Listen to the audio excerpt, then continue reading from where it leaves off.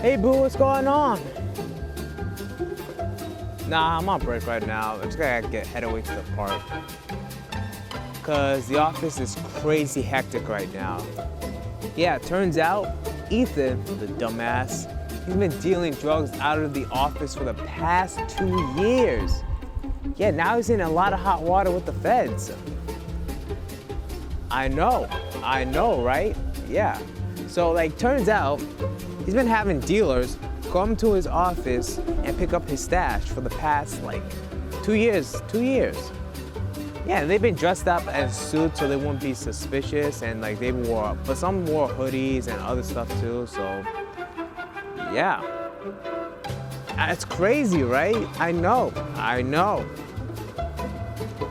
You know what's crazy? According to Jace, he's been dealing with stuff to the to the board for the past couple of months now.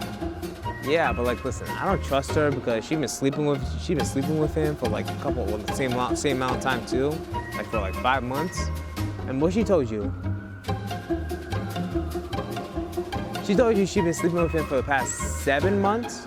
Shit, long time.